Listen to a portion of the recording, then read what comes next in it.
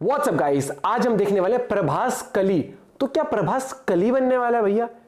भाई बहुत थ्योरीज आ रही है। तो फिल्मी इंडिया चैनल पे आई है वीडियो और लिखा है कि उसकी एंडिंग भी एक्सप्लेन होगी, साथ साथ पार्ट 2 में क्या स्टोरी हो सकती है, उसके प्रेडिक्शन। हाँ तो देखते हैं भाई, इंटरेस्टिंग होगी वीडियो। क्या क्या थ्योरीज लग रही है चैनल पर, तो प्लीज सब्सक्राइब। और जो वीडियो का लिंक है डिस्क्रिप्शन में। 1 2 3 गो। कल की 2898 एडी के रिलीज होने के बाद कुछ अच्छा हुआ या फिर नहीं, लेकिन एक काम बेस्ट है, काफी लोग पहली बार महाभारत में इंटरेस्ट ले रहे हैं। सारा क्रेडिट नाग अश्विन के दिमाग को जाता है, जिन्होंने पार्ट 1 के क्लाइमेक्स में खतरनाक ट्विस्ट एंड टर्न्स डालकर लोगों को रिसर्च करने को मजबूर कर दिया है। तो हाँ जी, स्पॉइलर वार्निंग, जिसने फिल्म ऑलरेडी देख ली है, ये वीडियो सिर्फ उन लोगों के लिए है, वरना पहले फिल्म देख कर आओ, उसके बाद दिमाग के घोड़े भगाना। आज सबसे बड़े सवाल जो इस वक्त लोगों को काफी परेशान कर रहे हैं, कल की 2898 एडी देखने के बाद सबका जवाब मिलेगा, एकदम परफेक्ट मिलेगा। शुरुआत सुप्रीम यास्किन से करते हैं। भैया अपनी फिल्म के मेन तो नहीं, लेकिन सेकंड सबसे पावरफुल विलन। एंडिंग में इन्होंने अर्जुन के गांडीव को भी उठा लिया। ये सीन बहुत सीधा इशारा कर रहा है, यास्किन एक्चुअली में कोई राक्षस वाक्षस नहीं है, मामूली इंसान है, वरना भगवान के गांडीव को हाथ तक नहीं लगा पाता। गांडीव वाली कहानी पे बाद में आएंगे, पहले ये यास्किन है कौन जरा डिटेल में समझ लो। एक्चुअली ये यास्किन कोई और नहीं, हिटलर टाइप का कोई साइको लीडर वगैरह है। फिल्म की स्टार्टिंग में एक डायलॉग आता है जहाँ पे यास्किन की एज 200 साल बताई जाती है। क्लियर हिंट है, ये वो बिल्कुल नहीं है जो आप सोच रहे हो। यास्किन जिसके लिए काम कर रहा है ना, वो है अपनी फिल्म का मेन विलन असुर कली। टेंशन ना लो, कली पार्ट 2 में भी नजर नहीं आने वाला, वो सीधा फिनाले पार्ट 3 में आएगा। अच्छा, तो यास्किन का मिशन है क्या? उसका जवाब फिल्म के सीन में छुपा है, जहाँ पे ह्यूमन एवोल्यूशन की पेंटिंग दिखाई गई है। माने टाइम के साथ इंसान को बदलते रहना चाहिए, वरना दुनिया उससे आगे निकल जाती है। तो बस यास्किन यही तो कर रहा है, सुपर ह्यूमन बनने का फॉर्मूला ढूंढ रहा है, जिसका एक ड्रॉप उसे मिल गया है भगवान कृष्ण के डीएनए से, जो फिलहाल माता सुमति के पेट में मौजूद हैं। देखो, असुर कली बहुत अच्छे से जानता है एक टाइम आएगा जब धरती पर विष्णु भगवान अपना आखिरी अवतार कल्कि लेकर इस कलयुग को खत्म कर देंगे। लेकिन कलयुग में अगर इंसान की जगह ऐसे सुपर ह्यूमन रहने लग जाएं, जो कभी मरते ना हो, जो कभी बुढ़े ना होते हो, और जो सिर्फ कली की सेवा करना चाहते हो,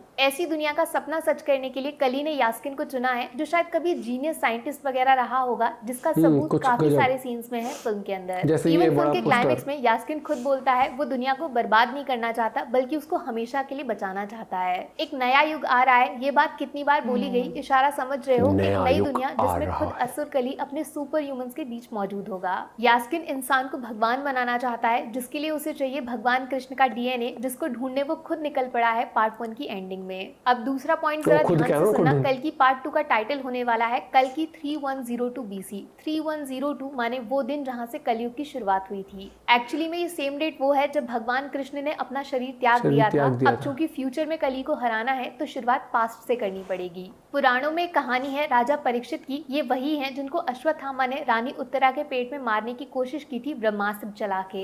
अनजाने में ही सही, ये राजा परीक्षित की ही छोटी सी गलती की वजह से हुआ कि असुर कली को इंसानों के दिमाग में घुसने का मौका मिल गया और पूरा कलयुग तैयार हो गया। अब फ्यूचर में आप देख रहे हो कॉम्प्लेक्स नाम की जगह, जिसने दुनिया से सब कुछ छीनकर लोगों को मरने के लिए छोड़ दिया, कली एकदम फुल पावर में है। काफी चांसेस बनते हैं कि नाग अश्विन कल्कि के अगले पार्ट में टाइम ट्रेवल घुसाकर 3102 BC में जाकर राजा परीक्षित और असुर कली की मुलाकात को ही बदल दें। ना कलयुग की शुरुआत होगी, ना कॉम्प्लेक्स कभी बनेगा, और ना ही इंसानों का इतना बुरा हाल होगा कि उनको बचाने खुद भगवान को आना पड़ेगा। और ये सब कुछ करना होगा इससे पहले कि यास्किन, जिसके हाथों में अब गांडीव की शक्ति है, वो सुमति को ढूंढकर उसके पेट से पूरा डीएनए चुरा ले। चलो, गांडीव की इतनी बात हो ही रही है, तो पॉइंट नंबर 3 पे चलते हैं, प्रोजेक्ट के। अरे गांडीव ही तो है प्रोजेक्ट के माने कुरुक्षेत्र। आपने ये भगवान कृष्ण के विराट स्वरूप वाला फोटो जरूर देखा होगा, जिसके दर्शन अर्जुन को हुए थे महाभारत के युद्ध में। अब अगर इनसे लड़ना है तो इनके जैसा बनना पड़ेगा। ये बात यास्किन और उसका बॉस असुर कली बहुत अच्छे से जानते हैं। काउंसलर बानी का रोल बहुत इंपॉर्टेंट है कल की 2898 एडी में, क्योंकि ये एक्सप्लेन कर रहा था ना, सारी चीजें इकट्ठा करना चाहते हैं, जिससे कली को डर लगता है इन फ्यूचर। वहीं से गांडीव बाहर निकलता है, जिसको फिल्म के क्लाइमेक्स में यास्किन उठा लेता है, क्योंकि उसके अंदर खुद भगवान कृष्ण का डीएनए मौजूद है। लेकिन सिर्फ गांडीव नहीं, बहुत सारे अस्त्र मौजूद हैं फ्यूचर में, बस छुपे हुए हैं इधर उधर, जो धीरे धीरे एक्टिवेट होते जाएंगे।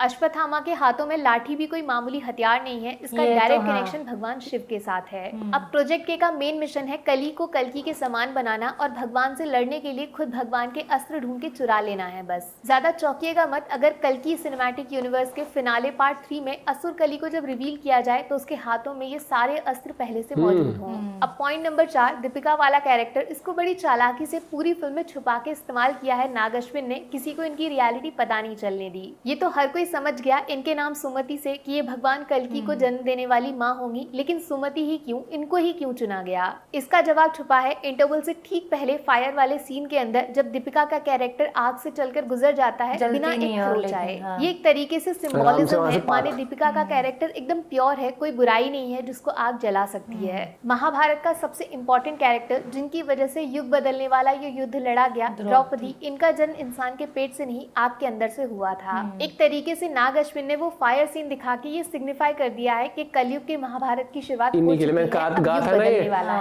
है, अश्वत्थामा ने बताया था कि उनके पेट में भगवान है और इतनी शक्ति सिर्फ उसके अंदर हो सकती है जो खुद भूदेवी का अवतार है। सिर्फ आग नहीं, पानी भी इनको डुबा नहीं सकता, हवा भी इनको मार नहीं पाएगी। भूदेवी को खतरा है तो सिर्फ उनके अंश माने हम लोग इंसानों से। हाँ, तो पॉइंट नंबर 5 पे आते हैं। फिल्म के अंदर बार बार सुना होगा आपने, भैरवा की लाइफ का सिर्फ एक मिशन है, कॉम्प्लेक्स। उसे बस कॉम्प्लेक्स के अंदर जाना है किसी तरह। बड़े आसान तरीके से बुज्जी के साथ मजाक करते हुए भैरवा ने बोल तो दिया कि वो कॉम्प्लेक्स सिर्फ ऐश करने जाना चाहता है, जिंदगी के मजे करने। बट एक्चुअली में भैरवा के कॉम्प्लेक्स जाने का सिर्फ एक रीजन है, उसकी जिंदगी, माने वो इंसान जिसने उसको जन्म तो नहीं दिया लेकिन जिंदगी जीना सिखाया है। कैप्टन दुलकर सलमान, ये है भैरवा की लाइफ। इनको बचाने के लिए ही भैरवा कॉम्प्लेक्स में जाने के लिए इतना ज्यादा तड़प रहा है। कुछ लोग बोल रहे हैं दुलकर का कैरेक्टर भगवान परशुराम का हो सकता है। पर्सनली मुझे ऐसा नहीं लगता, क्योंकि परशुराम का गुस्सा पूरा युग खत्म कर सकता है। हाँ, लेकिन एक बात पक्की है, ये कैप्टन ही वो रीजन होने वाले हैं जिसकी वजह से भैरवा वर्सेस यास्किन का सुपर फेस ऑफ देखने को मिलेगा हमें पार्ट 2 में। तो अब आप लोग सोच रहे होंगे भैरवा क्यों बोल रही हूँ मैं, सूर्यपुत्र कर्ण क्यों नहीं बोल देती? ठीक है भैया, जैसी आपकी मर्जी। पॉइंट नंबर 6, द लेजेंड कर्ण।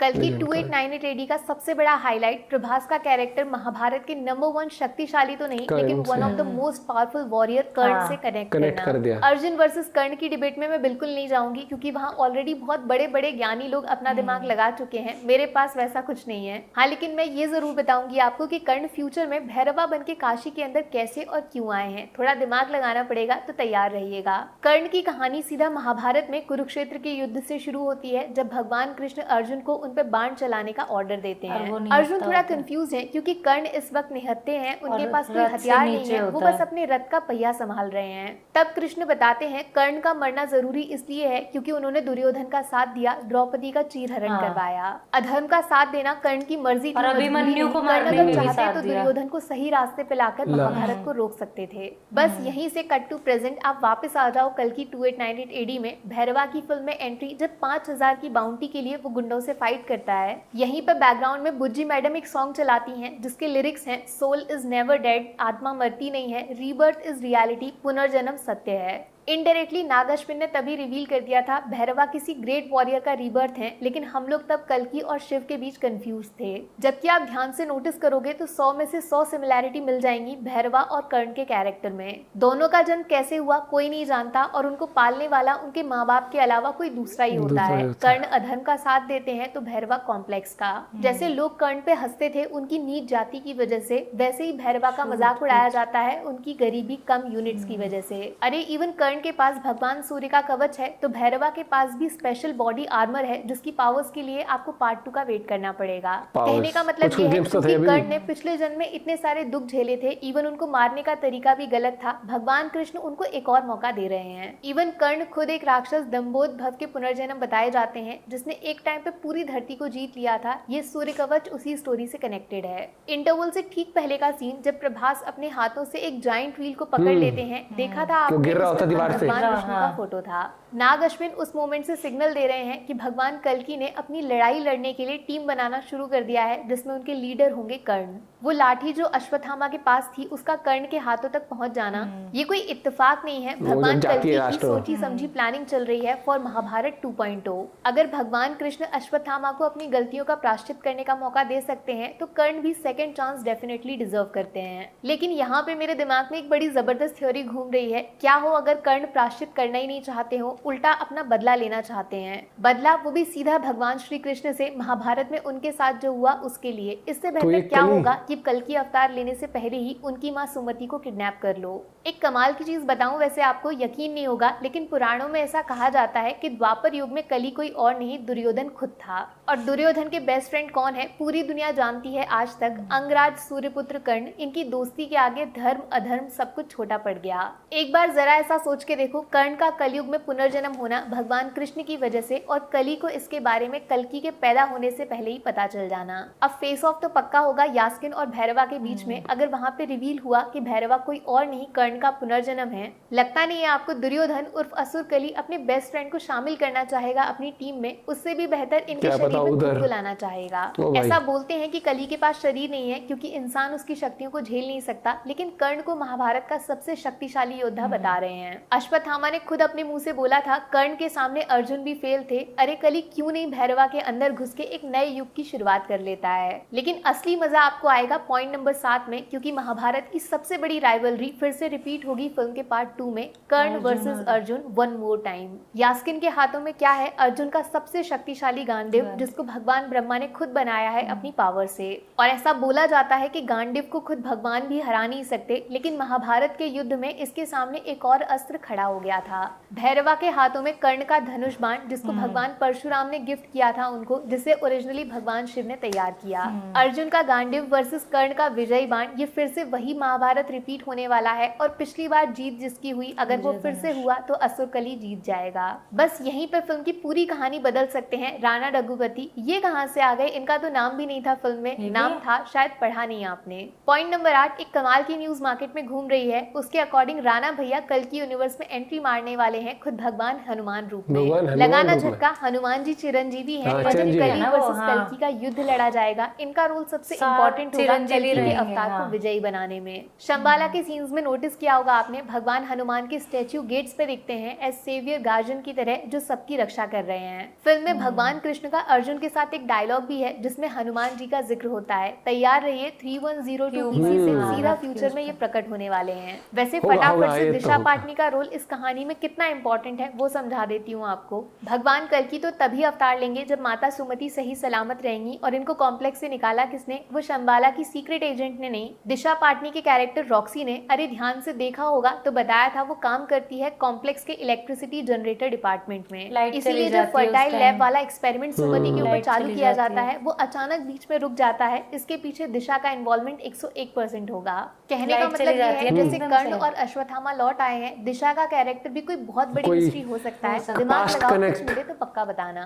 सब कुछ कवर कर लिया हम लोगों ने, एक चीज रह गई, कौन? भगवान कृष्ण। तो लो भाई जरा इनका रोल भी एक्सप्लेन कर देती हूँ फटाफट से। एक आसान से सवाल का जवाब देना, महाभारत में भगवान कृष्ण रथ क्यों चला रहे थे? वो चाहते तो खुद युद्ध लड़के कुरुक्षेत्र को जीत सकते थे। यही सेम कॉन्सेप्ट कल की 2898 AD का भी है और 3102 BC का भी होने वाला है। भगवान कृष्ण सिर्फ रास्ता दिखाएंगे, लेकिन इस बार चलने वाला अर्जुन नहीं कर्ण होगा। वैसे इंटरेस्टिंग बात यह है कि पार्ट 2 में फेस रिवील के लिए रेडी रहना। नाग अश्विन किसको मौका देंगे नो आइडिया, लेकिन मेरे लिए तो कृष्ण यही रहेंगे हमेशा। तो अब बताओ भैया, कोई सवाल बाकी है या फिर कोई और इंटरेस्टिंग थ्योरी जो आप सबके साथ शेयर करना चाहते हो? कमेंट सेक्शन खुला है, वेलकम। बाकी वीडियो में कुछ पसंद आया? जो भी इन्होंने दिखाया था ना, ये स्टार प्लस से किसकी महाभारत थी ये वाली जो थी, तो इनका कैरेक्टर ना कृष्ण में मतलब बहुत पसंद किया गया, बहुत लोगों ने, फीमेल्स को तो बहुत ही।